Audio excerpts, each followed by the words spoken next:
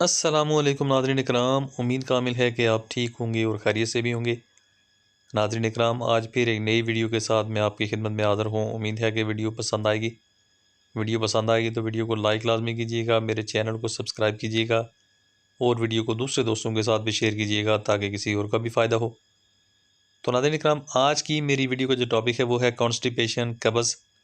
तो नाज़रीन इकराम, वो दोस्त अब आप ख़ास करके जो अरसा दराज से कॉन्स्टिपेशन में, कब्ज़ में जो है मुब्तला हैं और जो है ना कब्ज़ उनकी ख़त्म नहीं हो रही है, कब्ज़ अगर ख़त्म होती भी है दोबारा हो जाती है।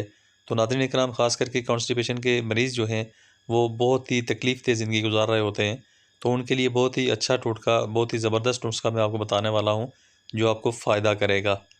तो नाज़रीन इकराम, कब्ज़ तो किसी वजह से हो सकती है। कब्ज़ जो है आपके खाने पीने की, गलत खाने पीने की वजह से हो सकती है। आपने चावल ज़्यादा खा लिए फिर भी हो सकती है। आपने सूखी रोटी खा ली फिर भी हो सकती है।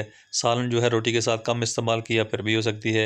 आपने बेकरी की आइटम इस्तेमाल की तो उससे भी हो सकती है। किसी भी तरह से कब्ज़ जो है, कब्ज़ का होना कोई इतना बड़ा मसला नहीं है, ये हो ही जाती है। कभी ना कभी आपको ज़िंदगी में कब्ज़ होनी है। तो बाज़ दोस्त अब ऐसे होते हैं कि जिनको अरसा दराज से कब्ज़ होती है, फिर वो मेडिसिन इस्तेमाल करते हैं, इंग्लिश मेडिसिन इस्तेमाल करते हैं, उसके बाद जाके उनकी कब्ज़ खुलती है, वरना खुलने का नाम ही नहीं लेती। तो कब्ज़ जो है ये बहुत बड़ा मसला है, कब्ज़ बीमारियों की जड़ है। तो नाज़रीन इकराम, ख़ास करके अगर पेट आपका साफ़ रहेगा तो बीमारी आपको बहुत कम टच करेगी। अगर पेट आपका ठीक नहीं है तो बीमारियाँ आपको बढ़नी शुरू हो जाएँगी। तो नाज़रीन इकराम, ख़ास करके कब्ज़ के लिए, पुरानी से पुरानी कब्ज़ के लिए बहुत ही अच्छा टोटका है ये। इसको इस्तेमाल करके तो आप फ़ायदा हासिल कर सकते हैं। तो नाज़रीन इकराम, ये जो आप फली देख रहे हैं इसका नाम है अमलतास। अमलतास। तो अमलतास की फली जो है आपने लेनी है। इसका 2 इंच का टुकड़ा आपने काटना है और 2 इंच का टुकड़ा काटने के बाद अंदर से जो इसका गूदा निकलेगा वो आपने इस्तेमाल करना है। बाहर का छिलका आपने इस्तेमाल नहीं करना है। नाज़रीन करम, बाहर का जो छिलका होता है ये किसी और काम में इस्तेमाल होता है। अंदर का गूदा जो है वो कॉन्स्टिपेशन के लिए इस्तेमाल होता है। तो अंदर का गूदा जो है बीजू समेत आपने जो है पानी का 1 गिलास आपने लेना है।